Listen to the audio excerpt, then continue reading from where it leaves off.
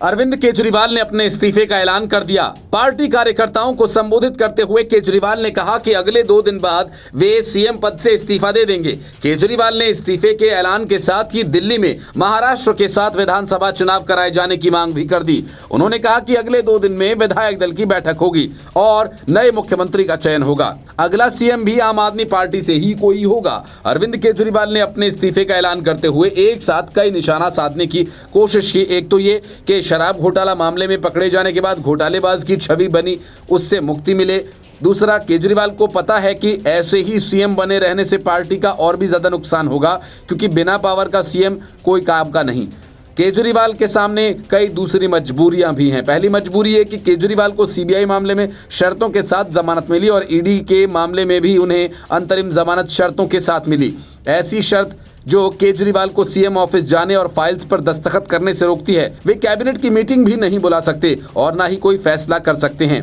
लेकिन केजरीवाल के सामने सबसे बड़ी मुश्किल विधानसभा का सत्र बुलाने की है। अगर अक्टूबर महीने में विधानसभा का सत्र नहीं बुलाया जा सका तो केजरीवाल की सरकार बर्खास्त कर दी जाएगी। वजह ये कि 6 महीने के अंदर सदन का सत्र बुलाए जाने का संवैधानिक नियम है और केजरीवाल मौजूदा हालात में विधानसभा का सत्र नहीं बुला सकते और माना जा रहा है कि इसी वजह से केजरीवाल ने अपने इस्तीफे का ऐलान किया। सूत्रों का कहना है कि महाराष्ट्र के 7 विधानसभा चुनाव कराए जाने की मांग के पीछे केजरीवाल की सोची समझी रणनीति है। वे अपनी जगह अपनी पत्नी सुनीता केजरीवाल को सीएम बनाने की कोशिश में हैं। अगर सुनीता केजरीवाल सीएम बनती हैं तो उन्हें 6 महीने के अंदर विधायक का चुनाव भी जीतना होगा और यही वजह है कि केजरीवाल ने 6 महीने के अंदर ही विधानसभा चुनाव की मांग कर एक तरह से सुनीता केजरीवाल के लिए रास्ता भी साफ कर दिया। सीएम अरविंद केजरीवाल ने आम आदमी पार्टी के कार्यकर्ताओं को संबोधित करते हुए कहा कि जब तक जनता की अदालत में जीत नहीं जाता हूं तब तक मैं सीएम नहीं बनूंगा। मैं चाहता हूं कि दिल्ली का चुनाव नवंबर में हो, जनता वोट देकर जिताए, उसके बाद मैं सीएम की कुर्सी पर बैठूंगा। कार्यकर्ताओं को संबोधित करते हुए सीएम अरविंद केजरीवाल ने कहा कि जनता के आशीर्वाद से बीजेपी के सारे षड्यंत्र का मुकाबला करने की ताकत रखते हैं। बीजेपी के आगे हम न झुकेंगे, न रुकेंगे, न बिकेंगे। आज दिल्ली के लिए कितना कुछ कर पाए क्योंकि हम ईमानदार हैं। आज बीजेपी हमारी ईमानदारी से डरती है क्योंकि ईमानदार नहीं है। मुख्यमंत्री अरविंद केजरीवाल ने आगे कहा कि मैं पैसे से सत्ता और सत्ता से पैसे इस खेल का हिस्सा बनने नहीं आया था। 2 दिन में सीएम पद से इस्तीफा दे दूंगा। कानून की अदालत से मुझे इंसाफ मिला, अब जनता की अदालत से मुझे इंसाफ मिलेगा। फरवरी में चुनाव होने के कारण केजरीवाल ने जोर देकर कहा कि महाराष्ट्र चुनाव के साथ ही दिल्ली चुनाव भी हो। उन्होंने कहा कि चुनाव होने तक आम आदमी पार्टी का कोई दूसरा सदस्य मुख्यमंत्री का पद संभालेगा। उन्होंने कहा कि फरवरी में चुनाव है, मैं मांग करता हूं कि चुनाव महाराष्ट्र के साथ ही कराए जाएं। चुनाव होने तक आम आदमी पार्टी का कोई और मुख्यमंत्री बनेगा। केजरीवाल ने तिहाड़ जेल में आत्मसमर्पण करने से पहले 2 जून को पार्टी कार्यकर्ताओं को आखिरी बार संबोधित किया था और इसके पहले उन्हें 2 जून तक लोकसभा चुनाव प्रचार करने के लिए मई में सुप्रीम कोर्ट ने अंतरिम जमानत दी थी।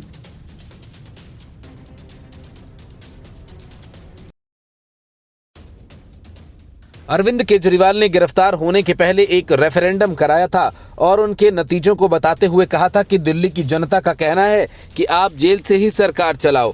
हालांकि जेल में बिताए कई महीनों में केजरीवाल ने यही कोशिश की पर सरकार चला नहीं पाए। अलबत्ता पूरी सरकार को ठप जरूर कर दिया। गिरफ्तार होने के पहले से और अब तक अरविंद केजरीवाल यही कहते रहे कि उन्हें बीजेपी फंसा रही है, कोई घोटाला नहीं हुआ है। जब सुप्रीम कोर्ट ने पहले अंतरिम और फिर पूरी जमानत दे दी तो सत्यमेव जयते का नारा इसी आम आदमी पार्टी ने लगाया। लेकिन अब ऐसा क्या हुआ कि अरविंद केजरीवाल ने अपने इस्तीफे का ऐलान कर दिया कि वे 2 दिन बाद इस्तीफा दे देंगे। सवाल ये कि अब तक ईमानदारी की जो कहानी अरविंद केजरीवाल सुनाते रहे वो झूठी कहानी थी।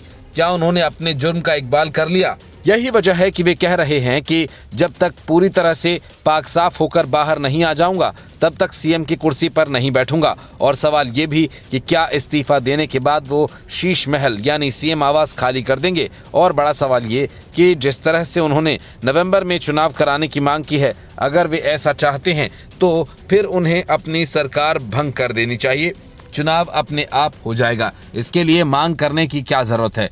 केजरीवाल की इस सियासत को लेकर बीजेपी ने तगड़ा पलटवार किया है। बीजेपी प्रवक्ता सुधांशु त्रिवेदी ने आरोप लगाया कि जेल से बाहर आकर ही केजरीवाल ने इस्तीफे की बात क्यों की। उनके इस्तीफे का ऐलान जुर्म का इकबाल या बयान है। ये पहले ऐसे मुख्यमंत्री हैं जो 2 मंत्रियों के साथ अपनी ही जेल में रहे और इसके बाद भी उन्होंने पद नहीं छोड़ा। उन्होंने नैतिकता का ध्यान नहीं रखा और इसके साथ ही बीजेपी ने पूछा कि आखिर केजरीवाल को इस्तीफे के लिए 48 घंटे का समय क्यों चाहिए, आखिर इसके पीछे क्या राज है। बीजेपी प्रवक्ता सुधांशु त्रिवेदी ने कहा कि भारत की राजनीति की नई नवेली पार्टी के स्वघोषित कट्टर ईमानदार जेल से बाहर आकर स्वागत करा रहे हैं। ये पहले ऐसे मुख्यमंत्री हैं जो 2 मंत्रियों के साथ अपनी ही जेल में रहे और इसके बाद भी उन्होंने पद नहीं छोड़ा और उन्होंने नैतिकता का ध्यान नहीं रखा। अपनी जेल से बाहर आकर आतिशबाजी हुई। उनकी ही सरकार ने आतिशबाजी पर प्रतिबंध लगाया है और उनके ही मुख्यमंत्री ने नियमों का उल्लंघन किया।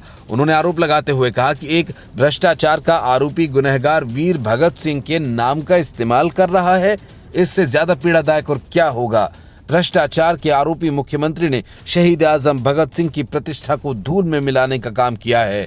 बीजेपी प्रवक्ता ने आगे कहा, मैं पूछना चाहता हूं कि आपने जेल में इस्तीफे की बात तो नहीं की, बाहर आकर इस्तीफे की बात क्यों की? उसमें भी आपको 48 घंटे का समय चाहिए। आखिर इन 2 दिनों में क्या क्या सेटल करना है? आप देश के पहले मुख्यमंत्री हैं जिस पर सुप्रीम कोर्ट ने फाइल साइन करने, कार्यालय जाने से रोक लगाई है और जब कोई सरकारी काम नहीं करना है तो फिर क्या राज है जिसके लिए 48 घंटे के समय की मांग की जा रही है? वहीं केजरीवाल ने इस्तीफे की बात की तो हम कह सकते हैं कि ये उनके जुर्म का इकबालिया बयान है। आपने मान लिया कि आप पर जो आरोप थे वो इस लायक हैं कि आप पद पर नहीं रह सकते। एक और संदेह पैदा होता है। आपने कहा कि चुनाव जल्द कराए जाएं। ये जल्दी चुनाव कराने और इस्तीफे की आवश्यकता किस विवशता के साथ है? क्या पार्टी में सब ठीक ठाक नहीं है? दिल्ली की जनता के मन में सवाल है कि आपका प्रचंड बहुमत है, आप मुख्यमंत्री हैं, तो चुनाव कराने की मांग क्यों हो रही है? आप कैबिनेट की बैठक बुलाइए और विधानसभा भंग कीजिए ताकि चुनाव हो। केजरीवाल की चुनाव जल्द कराने की मांग दर्शाता है कि उनका आचरण, व्यवहार और वाणी दोनों इस संदेह के घेरे में है।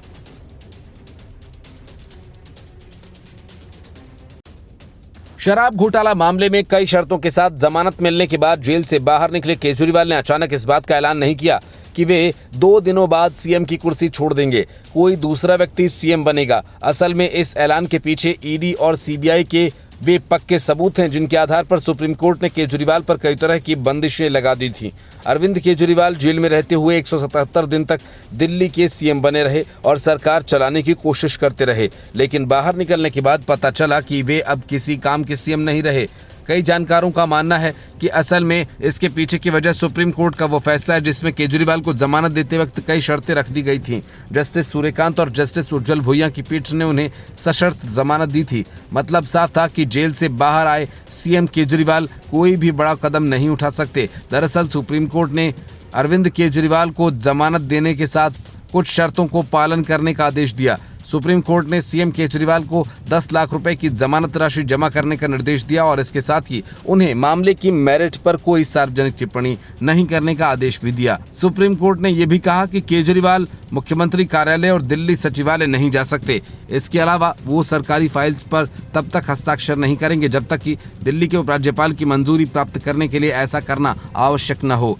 वो दिल्ली शराब से जुड़े मामले में अपनी भूमिका के संबंध में कोई टिप्पणी नहीं करेंगे, साथ ही किसी भी गवाह से बातचीत नहीं करेंगे। इतना ही नहीं, हफ्ते में 2 बार उन्हें सीबीआई और ईडी के दफ्तर में हाजिरी लगानी होगी। असल में सुप्रीम कोर्ट ने जिन शर्तों के साथ केजरीवाल को जमानत दी है उनके मुताबिक वे बाहर आकर दिल्ली के किसी भी कामकाज को लेकर कोई फैसला नहीं ले सकते। जानकारों का मानना है कि अगर यह फैसला इसी वजह से लिया गया है ताकि दिल्ली के सीएम की कुर्सी पर कोई और बैठे और राजधानी में जो भी लटके हुए काम हैं उन्हें जल्द से जल्द पूरा करके चुनावी मैदान में उतरा जा सके। लेकिन ऐसा कर पाना भी केजरीवाल के लिए आसान नहीं होगा, क्योंकि जैसा अरविंद केजरीवाल चाहते हैं कि चुनाव नवंबर में हो, ये तभी संभव हो सकता है जब केजरीवाल की सरकार इस्तीफा दे दे। फिर दिल्ली में समय से पूर्व चुनाव का रास्ता खुल सकता है। दिल्ली के सीएम अरविंद केजरीवाल ने पार्टी नेताओं को संबोधित करते हुए कहा कि मैं जब जेल में था तो भाजपा वालों ने उनसे पूछा कि केजरीवाल ने अपने पद से इस्तीफा क्यों नहीं दिया है। उन्होंने विपक्ष के सभी लोगों के खिलाफ केस दर्ज किए। आज दिल्ली के लिए कितना कुछ कर पाए क्योंकि हम ईमानदार हैं। ये लोग हमारी ईमानदारी से डरते हैं क्योंकि ये ईमानदार नहीं हैं। जनता की अदालत में आया हूँ, आपसे पूछने आया हूँ कि क्या आप केजरीवाल को ईमानदार मानते हो कि गुनहगार मानते हो। 2 दिन के बाद मैं सीएम पद से इस्तीफा देने जा रहा हूँ। मैं तब तक सीएम की कुर्सी पर नहीं बैठूंगा जब तक जनता अपना फैसला न सुना दे। आप अपना फैसला सुनाओगे तब मैं जाकर उस कुर्सी पर बैठूंगा। आपको लग रहा होगा कि अब मैं ऐसा क्यों बोल रहा हूं। उन्होंने मुझ पर आरोप लगाया कि केजरीवाल चोर है, भ्रष्टाचारी है इस काम के लिए। Bureau report, news of India.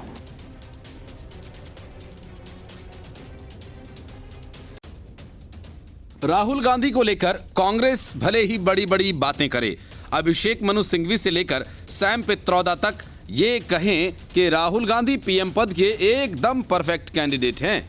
Sam Pitroda तो उन्हें राजीव गांधी से भी बड़ा रणनीतिकार बताते हुए बात कह चुके हैं। राहुल गांधी सबसे बेहतर ढंग से रणनीति बनाते हैं, लेकिन ये सब कहने की बातें हैं, हकीकत कुछ और है। कांग्रेस भी ये मान चुकी है कि पप्पू का मतलब क्या होता है। यही वजह है कि जैसे ही कहीं पप्पू शब्द का कोई इस्तेमाल करता है तो कांग्रेस के कान खड़े हो जाते हैं।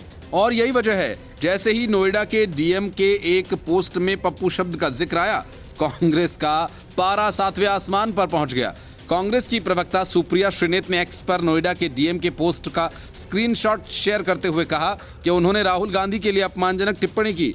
जैसे ही विवाद बढ़ा तो डीएम मनीष वर्मा ने स्पष्टीकरण देते हुए कहा कि उनकी आईडी का दुरुपयोग किया गया, लेकिन अब कांग्रेस इस मामले को तूल देते हुए डीएम के खिलाफ कार्रवाई किए जाने की मांग कर रही है। असल में कांग्रेस नेता सुप्रिया श्रीनेत ने एक पोस्ट में लिखा था, इतिहास बदला नहीं जाता, इतिहास रचा जाता है। नरेंद्र मोदी को इतिहास कैसे याद रखेगा, ये वो जानते हैं और इसलिए परेशान हैं। उनके इसी पोस्ट पर डीएम गौतम बुद्ध नगर ने रिप्लाई किया था, अरे तुम अपनी और अपने पप्पू के बारे में सोचो। कांग्रेस महासचिव जयराम रमेश ने एक्स पर पोस्ट कर कहा, उत्तर प्रदेश के गौतम बुद्ध नगर जिले के डीएम के एक सैंडल से लोकसभा में नेता प्रतिपक्ष पर बिल्कुल अनुचित और अस्वीकार्य टिप्पणी पोस्ट की गई। ये कोई नया घटनाक्रम नहीं है। पिछले 10 वर्षों में भारत की नौकरशाही और अन्य गैर राजनीतिक अधिकारियों का राजनीतिकरण बढ़ता गया। सिविल सेवा, जिसे सरदार पटेल ने कभी भारत का स्टील फ्रेम कहा था, अब उसे दबाने और निकम्मा बनाने का भरपूर प्रयास किया जा रहा है। इस तरह के मामले उसी प्रयास का ताजा उदाहरण हैं। इस अधिकारी के खिलाफ तत्काल कार्रवाई की जानी चाहिए, जिसने बेशर्मी से सभी नियमों और मानदंडों का उल्लंघन किया। कांग्रेस नेता सुप्रिया श्रीनेत ने इस पर कहा कि ये डीएम नोएडा हैं, पूरे जिले की जिम्मेदारी है। देश के नेता विपक्ष राहुल गांधी के बारे में इनकी भाषा और विचार जरूर देखे जाएं। साफ है कि प्रशासनिक अमले में संघियों की भरमार है और अब वो संवैधानिक पद पर बैठे नफरत फैला रहे हैं। कांग्रेस नेता पवन खेड़ा ने उत्तर प्रदेश के मुख्यमंत्री योगी आदित्यनाथ और गृह मंत्री के कार्यालय को टैग करते हुए सवाल किया कि क्या अब बीजेपी शासन में आईएएस अधिकारियों को इस तरह की राजनीतिक टिप्पणी करने का आदेश दिया जा रहा है। Bureau report, news of India. देश के पूर्व वित्त मंत्री पी चिदंबरम शायद हवाई जहाज से इसलिए यात्रा करते हैं ताकि वे हवाई अड्डों पर मिलने वाली चाय और कॉफी की कीमत का पता कर सकें और फिर ये कह सकें कि अरे महंगाई इतनी बढ़ गई, मुद्रास्फीति कहां से कहां तक पहुंच गई, किस राज्य में किस राज्य से ज्यादा महंगाई है। इसको बताने के लिए पी चिदंबरम हवाई यात्राएं करते हैं और हर कहीं चाय या कॉफी पीते हैं। पी चिदंबरम कोलकाता गए और वहां एयरपोर्ट पर उन्होंने एक प्याली चाय पी, कीमत 340 रुपए। बस फिर क्या था, पी चिदंबरम ने झट से एक्सपोस्ट किया और कीमतों का रोना रोया। उनका ये ट्वीट तेजी से वायरल हो रहा है। चिदंबरम ने सोशल मीडिया प्लेटफॉर्म एक्स पर लिखा, मुझे अभी पता चला कि गर्म पानी और टी बैग से बनने वाली चाय की कीमत कोलकाता एयरपोर्ट पर 340 रुपए है। रेस्टोरेंट का नाम coffee bean and the T leaf है। पूर्व वित्त मंत्री ने आगे कहा कि कुछ सालों पहले मुझे पता चला था कि गर्म पानी और टी बैग से बनने वाली चाय की कीमत चेन्नई एयरपोर्ट पर 80 रुपए है। मैंने उस समय भी इस बारे में पोस्ट किया था। एएसआई ने उसका संज्ञान लिया और जरूरी कदम उठाया था। ऐसा लगता है जैसे पश्चिम बंगाल में तमिलनाडु से ज्यादा महंगाई है। चिदंबरम का पोस्ट देखते ही वायरल हो रहा है। असल में कॉफी और चाय की कीमत को लेकर पी चिदंबरम का चेन्नई एयरपोर्ट को लेकर किया गया पोस्ट भी मोदी सरकार के दौरान का है। इसके पहले जब सत्ता में कांग्रेस या यूपीए थी तब पी चिदंबरम ने कभी एयरपोर्ट पर चाय खरीद कर नहीं पी। अगर पी होती तो उन्हें पता चलता कि उस दौर में क्या कीमत थी और मुद्रास्फीति का क्या हाल था। जाहिर है कि यूपीए शासन के दौरान हवाई अड्डों पर कोई 10 रुपए में चाय तो नहीं मिलेगी। इस पोस्ट पर नेटिजन्स तरह तरह की प्रतिक्रियाएं देखने को मिल रही हैं। एक यूजर ने लिखा, गर्म पानी और टी बैग की कीमत 10 रुपए, ESI का मुनाफा 10 रुपए, बाकी 320 रुपए अलग अलग अथॉरिटीज के पास जा रहे हैं। खबर लिखे जाने तक इस पोस्ट को 1,14,000 व्यूज मिल चुके थे, जबकि 540 कमेंट्स किए जा चुके थे। Bureau report, news of India.